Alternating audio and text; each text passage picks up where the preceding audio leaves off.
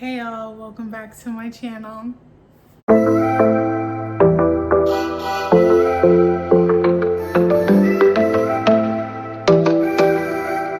We are surrounded by books. We have a few options. Today that option is a book haul. We love to see it every single time.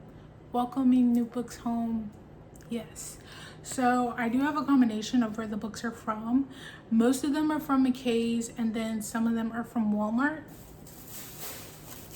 So this is my McKay's bag. I think it's like nine or 10 books. And then these 3 books from Walmart. So I'm going to do the Walmart books first because there's less, and then we'll get into McKay's. But I've talked about McKay's multiple times on my channel before. I did do a trade-in this time around and it's like $45 and some change, but it was half of my it paid for half of my books.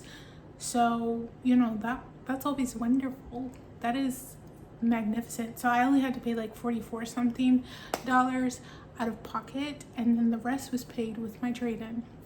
Love to see it. Okay, so first up we have Burning Daylight by Emily McIntire. So I love Emily McIntire. She wrote the Never After series, which has some of my favorite books. Hooked, Scarred. Those are just a few of them, but I love that series. She has completed that series earlier on this year, and she has just started this one.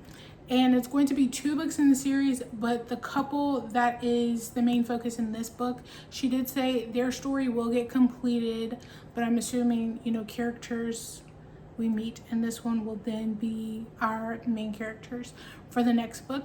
This is a Romeo and Juliet retelling, and I'm so excited. While it does have a tragic ending, I usually love a good Romeo and Juliet retelling. And on the edges, it says, "Give me my sin again."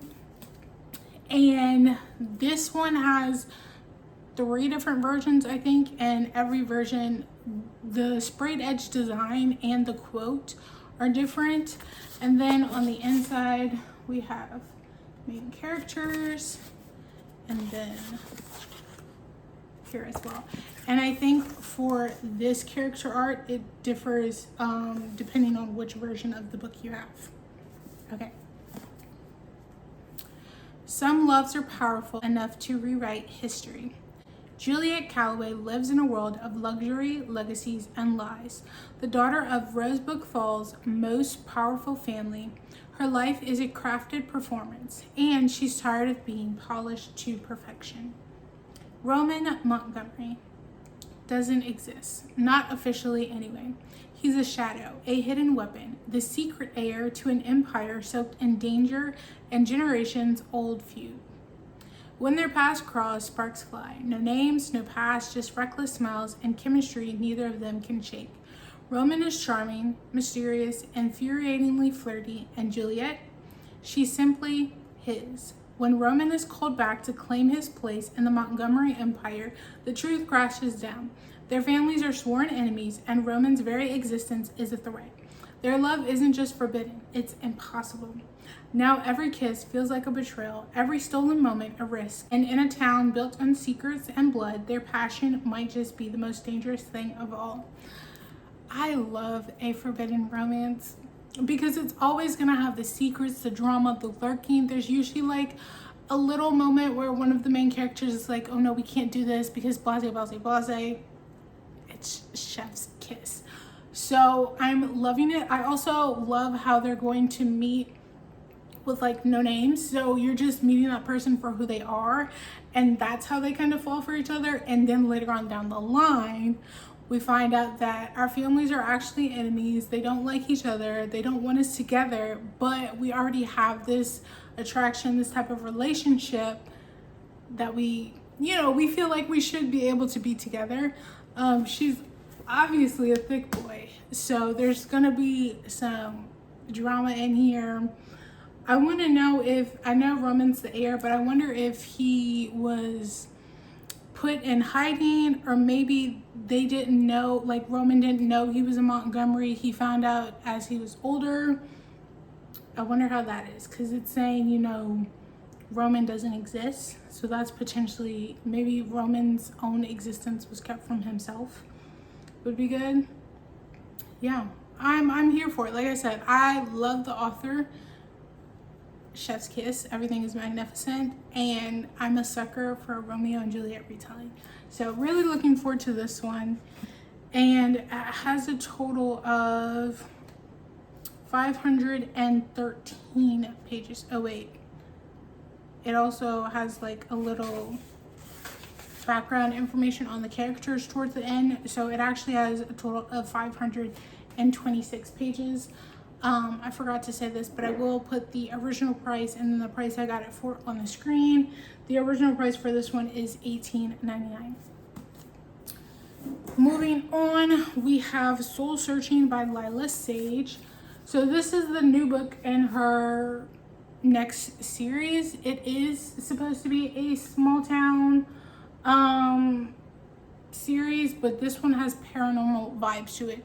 She did the, what is it? I think it's the Blue Rebel Ranch series, which I have read books 1, 2, and 3. I think I only have to read the last book, and I've shown them on my channel before. Really enjoyed them. They're cutesy little fun small town cowboy romance books. Love them. So I was very excited to see this one. I know it like just came out last month, I think. But yeah, I don't know how many books are going to be in this series, but this is the newest series from her. Home is Where the Heart Is, and this one is haunted. Lyla Sage, #1 New York Times bestselling author of the Rebel Blue Ranch series, returns with a brand new story featuring a small town upholsterer in need of a fresh start, a photographer whose life has come to a screeching halt, and the supernatural forces that bring them together. Collins Cartwright does not want to go home. Sweetwater Peak, Wyoming was supposed to be in her rear view mirror, but when she finds out a developer is trying to buy her parents' antique shop out from under them, she doesn't have a choice, at least. That's what she tells her family. They don't need to know she's lost her job and is out of money, or that the ghosts who have always been her companions have recently gone silent. But just because she's returned home doesn't mean she has to stay with her parents or crash on her twin sister's couch. Lucky for her, the new two-town upholsterer has a room for rent above his store. Unluckily, it is absolutely crawling with more ghosts who are freezing her out, and Collins hates being ignored. Brady Cooper is absolutely and totally fine. Seriously, there is no secret reason why he decided to uproot his life and suddenly move to Sweetwater Peak. He just needs a change of pace. At least that's what he tells himself and everyone else. When he agrees to let the elusive Collins Cartwright stay in his spare room, he doesn't know that she's absolutely bonkers, constantly talking to herself and having conversations with no one. And he doesn't know she looks like that.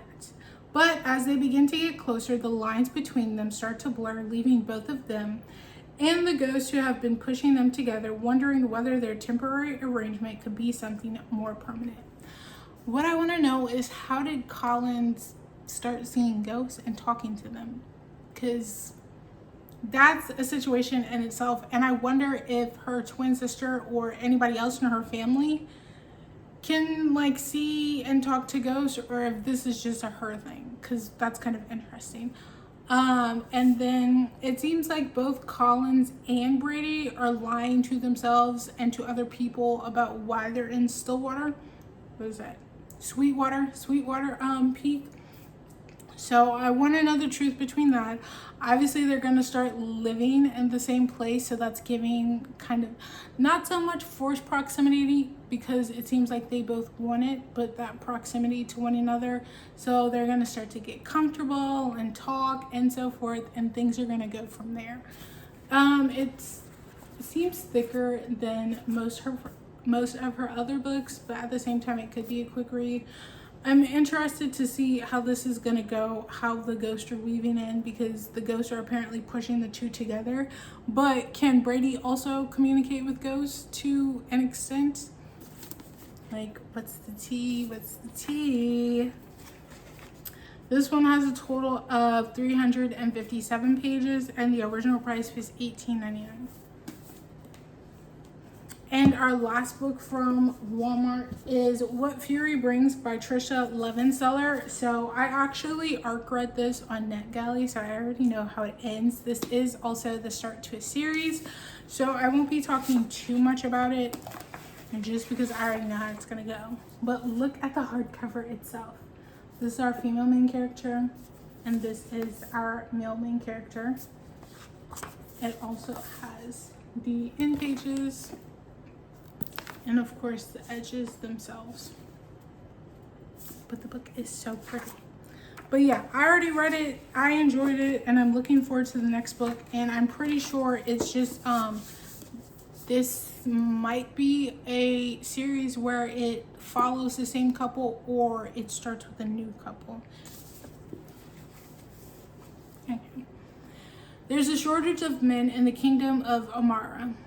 After a failed rebellion against the matriarchy, most noblemen in the country are dead. Now, the women of Amara must obtain their husbands, should they want one, by kidnapping them from other kingdoms.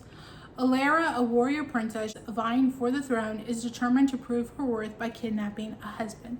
And not just any husband. To outmaneuver her treacherous cousin, she needs the best. Fortunately, the second-born prince of the greatest army is widely known for both his looks and his sweet, docile temperament. He's the perfect choice to secure her claim to the throne. Sanos, heir to the kingdom of Brutus, has nothing but contempt for the idea of a society run by women. Trained from birth to fight, lead, and follow in his overbearing father's footsteps, his path has always been set, until he takes his younger brother's place in a drunken prank and finds himself kidnapped, carted off to the Amarian palace, and informed that he is to become the husband of the queen potential Ilaria. Sanos needs to escape before anyone learns his real identity. But the more he gets to know his captor, the less sure he is of what he truly wants. So it's like a mistaken identity romance along with a romantasy. It's also said to be kind of enemies to lovers, but I feel like it's more of a dislike to lovers. While their armies are kind of fighting each other, it's not a strong enemies to lovers. I've read other enemies to lovers, if that's making sense. But yeah, no, I enjoyed this one. It's a fairly quick read, and I think this was the author's first time stepping into like adult fantasy, adult romantasy books. So I enjoyed it. The page count on this one is 351 pages, with the original price being $31.99. Okay, now we are going to move on to my books from McKay's. First up, we have Misfit by Elle Kennedy. I think this is a series with only 2 books, 2 to 3 books, but I have been wanting to start this series by Elle Kennedy. I've read a number of her books. They're on my shelf at the top. You can't see them. But yeah, I feel like everyone always talks about her other series. I've seen some reviews on this one that it's good. It's just not hyped up enough. So we're going to start it. We're going to see what it's about. Welcome to Sandover Prep, where the delinquents roam and you can't trust a soul. Finding out your mom is marrying some rich guy you've never met is enough to make any 18-year-old's head spin. And for RJ Shaw, it gets worse. He's being sent to Sandover Prep for senior year. If there's one place a misfit hacker like RJ doesn't belong, it's an ivy-covered all-boys boarding school for rich delinquents. There's no point trying to get along with anyone, that is, until he meets Sloane Trescott, In the woods on the outskirts of campus, gorgeous and sharp-tongued, Sloane is a pure temptation. Except Sloane is the one girl he's forbidden from touching, the headmaster's daughter. Good thing RJ doesn't believe in rules. Sure, Sloane insists she's swearing off boys this year, but he wants her bad, and he's going to win her over if it kills him. Unless her ex-boyfriend, the ruling king of Sandover, kills him first. Luckily, RJ's unwittingly made some friends. His new stepbrother, Finn, a pretty boy with a self-destructive streak. Lawson, self-proclaimed agent of chaos, and Silas, the all-American good guy who can't actually be as nice as he seems. If RJ wants to survive prep school and win Sloane's heart, he'll need to adapt, and fast. We love it. We love forbidden romances. What I've already said, this. A forbidden romance is going to do it every single time. And she's kind of thick, so I'm assuming there's going to be some mystery, maybe conspiracy. I don't know. I'm here for that. We're at a boarding school. And she's the headmaster's daughter, so I'm wondering if there's like an all-girls school nearby, or if she just pops in to visit her father every now and then. I want to know how often she's going to be visiting, or what their proximity is to one another, so we can further explore that. Or are they just like meeting in the woods every now and then because that's when they first met? Yeah, it seems like it's going to be a good one, so I'm always down for it. Oh, and this one gives you a sneak peek to the next book in the series, Rogue. But this has a total of 400 pages, and the original price is $17.99, and I got it for $11.50.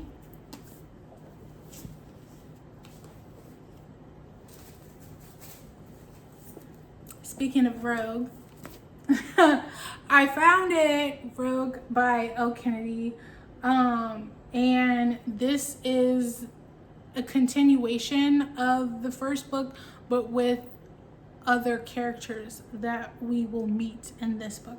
So it's like an interconnected standalone, but I would say you probably get the best experience if you read them in order. Welcome back to Sandover Prep, where secrets lurk in the dark and no one is safe when they come into the light. It's been a long time since Casey Trescott has felt like her life was her own. After the car accident that nearly cost her everything, she's used to her family's coddling and the relentless whispers at school. No matter how much they sing, after all, she's found a safe harbor in her budding relationship with Sandover's golden boy, Finn Bishop, or so she thinks. Beneath Finn's pretty party boy surface is a dangerous truth about the night Casey almost died. He thought lying to her was the right thing to do, but when the secrets shake loose, he might lose her for good, because Casey is done being taken advantage of. Grasping for the control she's been missing, Casey finally snaps, telling off her bullies, gallivanting with rebels and playboys, and shirking her headmaster father's strict curfews, despite the consequences. A desperate Finn must ally with his stepbrother RJ and the other Sandover delinquents to uncover the full story of Casey's accident, and the ones responsible if he hopes to win her back. But what happens if Casey is no longer the same girl he fell for? Is there any hope for the future if she's gone rogue for good? So I'm assuming Finn may have seen something at Casey's accident, because he's lying to her, and obviously this lie has to be big enough that he thinks it would ruin any type of relationship they have, so he's lying to her. But at the same time, it must be serious, because Casey's probably gonna find out and then start to distance herself from Finn, because then it claims that in order for Finn to like win her back, get in her good graces, he needs to discover the full truth of what happened to her. So a little conspiracy is probably going on. It's probably some boys at the prep school and it was covered up, but who covered it up? Who did it? How far does it run deep? So another one, looking forward to that one. And again, I'm not sure if this is the last book in the series or if they write any more about any of the other friends. But this has a total of 378 pages, and the regular price was $17.99 and I got it for $8.50. Next we have Wild and Wrangled by Lyla Sage. Yes, we just talked about her. But this is the last book in her Rebel Blue Ranch series, and the one that I don't have and have not read. So I was surprised to find it, but happy at the same time. Snatched it up, so now I can finally have it and read it. And it wasn't bad on the price either. And the books in the series are an interconnected standalone. So technically, for the best reading experience, you should read them in order. But like, if you don't want to, you can't. But you will kind of get information on couples in the previous books. She's the one that got away. He's the one that never let her go.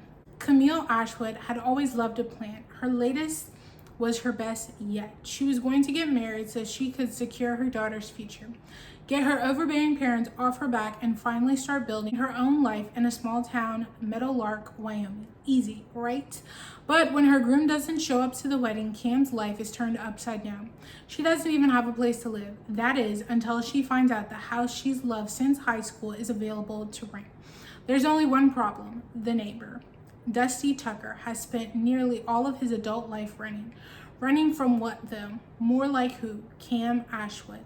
But ever since he returned home last year, the girl who was his first, well, everything, has become a woman, seemingly determined to keep him at arm's length. And he was okay with that. At least that's what he kept telling himself. She was getting married after all. But now she's single and living next door. Dusty wants to show her that they can be friends and that they can stay put, despite her best attempts to stay far away from Dusty Tucker. Cam realizes that being close to him is slipping into her favorite genes. Easy, comfortable. That is, until past wounds start to open and feelings, both old and new, wreak havoc. More than 10 years ago, after they first met, Dusty and Cam began to wonder if their first love can also be their last. And this time, will it be forever? So a second chance romance. Sometimes I will say I can be iffy about second chance romances because there are times when I read them and I'm like, yes, this was definitely deserved. They needed a second chance. It was right person, wrong time. And then there are other times and I'm like, there was a reason y'all broke up the first time around. We shouldn't even be revisiting this. But I'm hoping this is one of those second chance romances where it was right person, wrong time. Because for Dusty, he's saying Cam was his first everything. So he's definitely been thinking about her all his life. The question is, has Camille been thinking about Dusty all her life as well? And now they're neighbors, so that's definitely giving forced proximity because they have to live next to one another. Yeah, and I'm wondering if they ended on bad terms or was it like a mutual ending? How did they leave things? Yeah, but I have been wanting to read this book, so I'm happy to have it. It has a total of 350 pages. The original price is $17.99 and I got it for $10. Yes. Next we have The Sacrifice by Rin Chupeco. I don't know if I said that right. But I have been wanting this book. It's been on my TBR for a very long time. Look at the price. Found it in the bargain aisle and it was still in good condition. I said, coming home with me. And you know, it's October, so this can be like a spooky mystery read anyway. Sounds like perfect timing. In the front, it says, they were warned, they didn't listen. He who offers the sacrifice controls the God's eye. The first to feed, the second to seed, the third to wear, the fourth to birth, the fifth to serve, the sixth to lure, the seventh to consume, the last to wake. Pristine beaches, lush greenery, and perfect weather. The island of Kisatmata would be the vacation destination, if not for the curse. The Filipino locals speak of it in hushed voices and refuse to set foot on the island. They know the lives it has claimed. They won't be next. A Hollywood film crew won't be dissuaded. Legend claims a dreamer god sleeps, waiting to grant unimaginable powers in exchange for 8 sacrifices. The producers are determined to document the evidence, and they convince Alon, a local teen, to be their guide. Within minutes of their arrival, a giant sinkhole appears, revealing a ballet tree with mummified corpses entwined in its gnarled branches. And when the crew starts seeing strange visions, Alon knows they are falling victim to the island's curse. If Alon can't convince them to leave, there is no telling who will survive or how the Dreamer God will destroy. I'm wondering how Alon gets roped into this, because none of the locals like to go on the island because of the curse. So how did Alon end up being the one to now take this production crew to this island? And it's saying that the production crew is getting visions. So is Alon immune to the visions, or do they get them too and it's just not as bad? Because how are you supposed to help the people if you're also getting the vision? So I think that's a question we need answered to look into that. But also, why is the production crew being stupid? Why y'all not listening to the locals? The locals said the island has a curse and y'all still want to go there? It's giving you did this to yourself. But you know, I'm here for it anyway. I'm going to read it. It sounds good. It has a total of 287 pages, so a bit of a quick read. The original price is $10.99 and I got it for $4.50.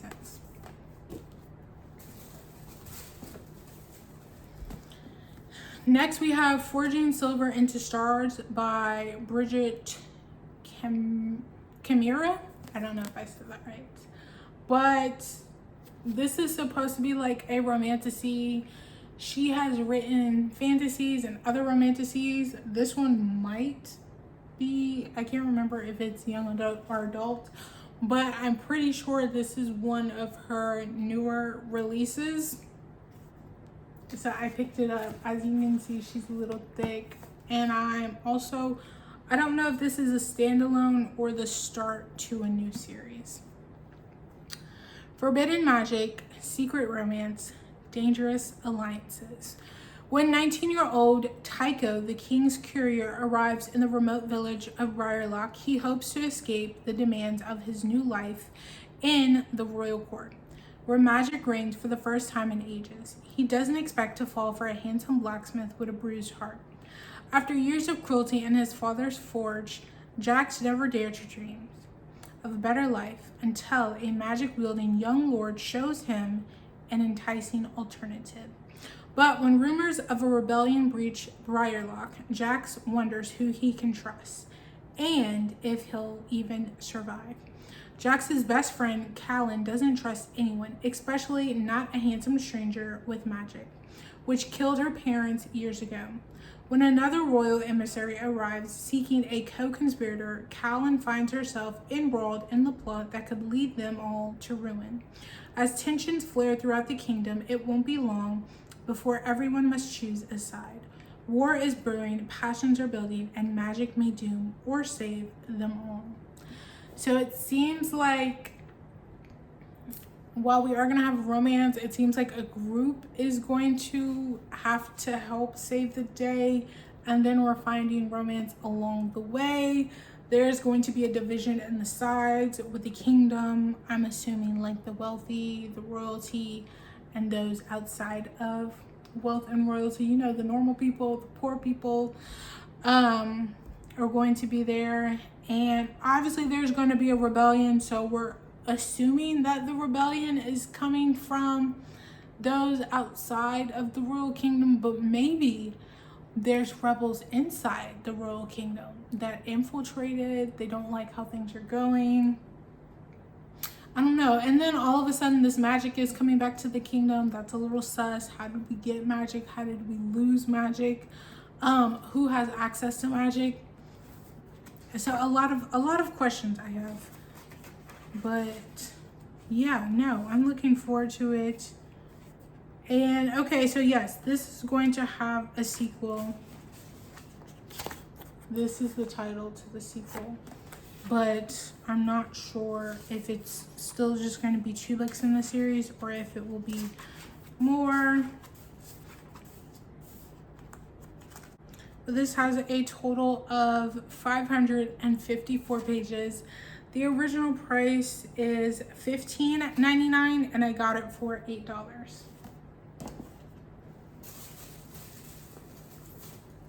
Okay, next up I have Filthy Rich Vampire's Second Rite by Geneva Lee.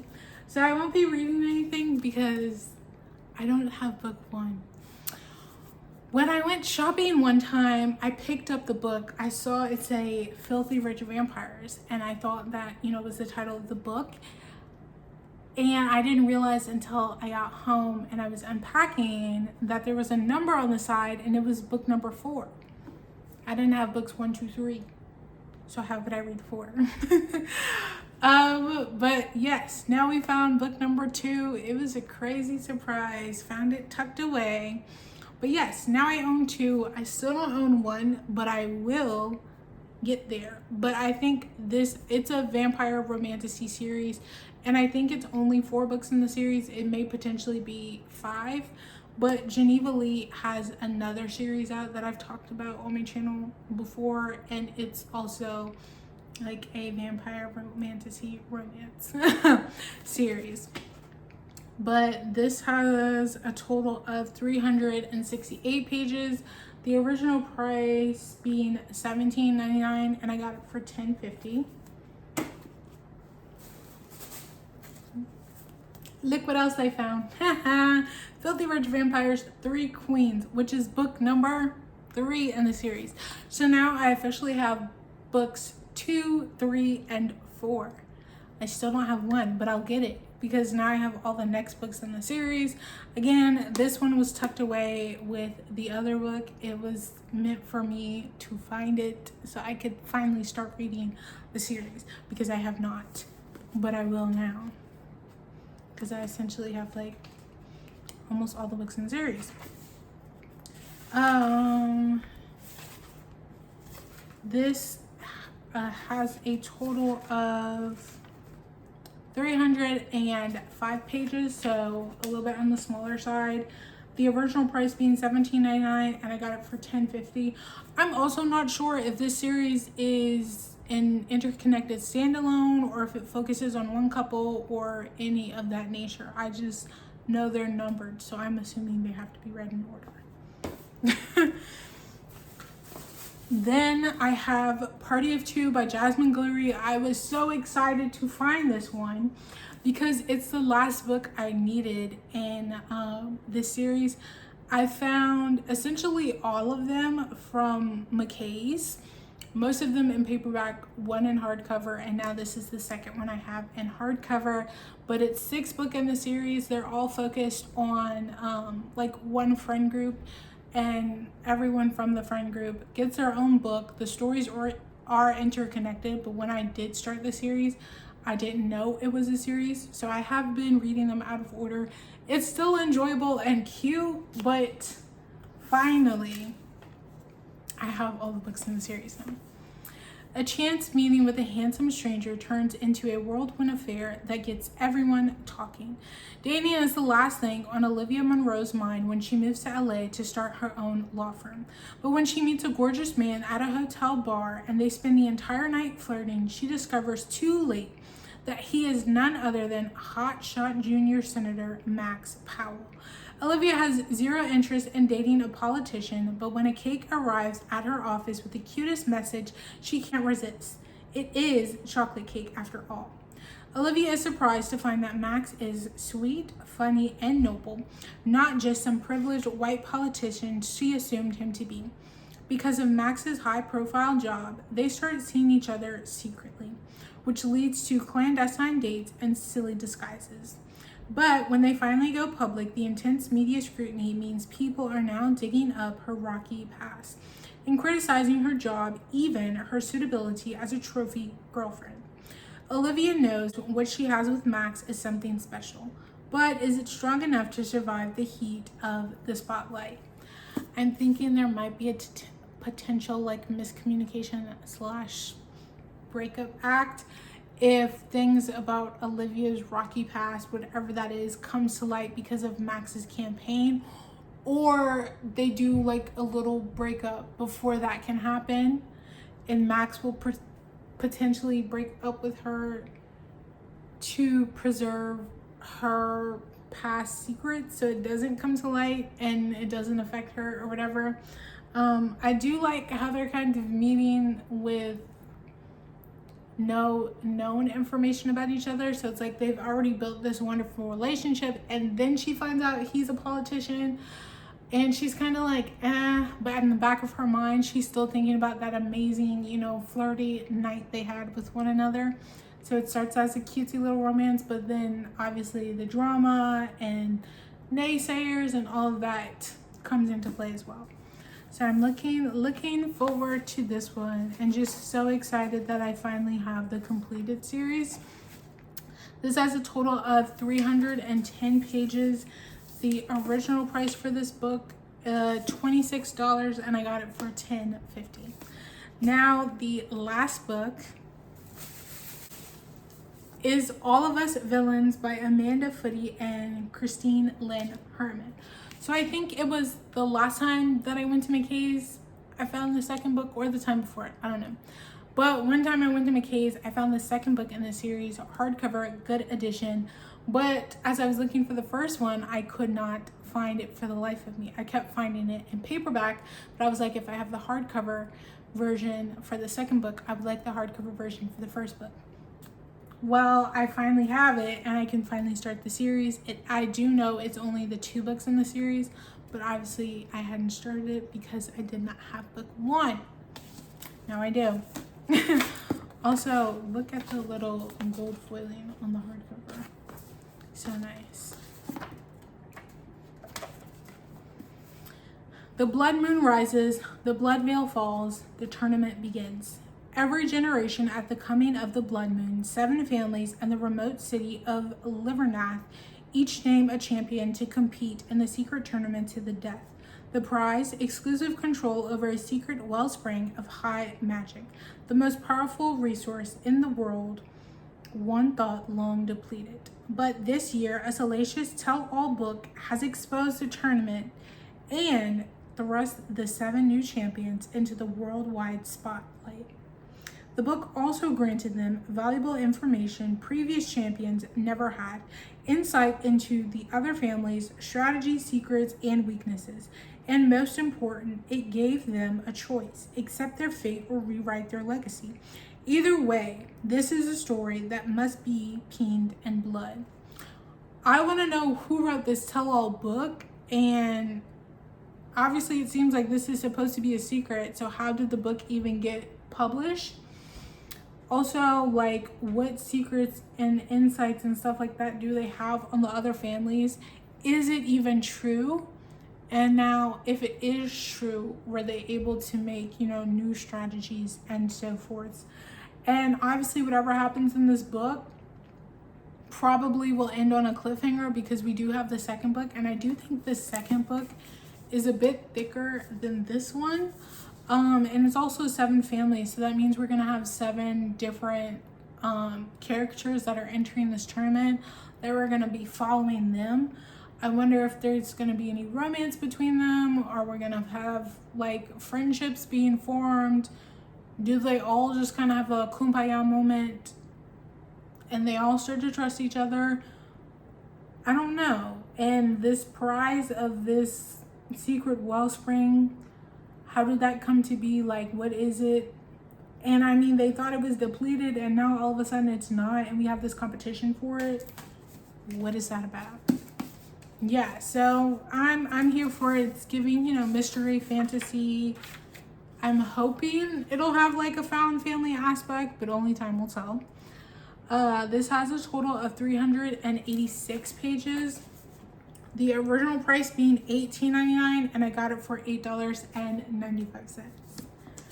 so that is my haul. As always, a really good trip to McKay's, and I found some good books at Walmart that were on my TBR, some new releases. So yeah, all in all, very happy, excited to read them. I always love new books, coming home, finding a spot for them.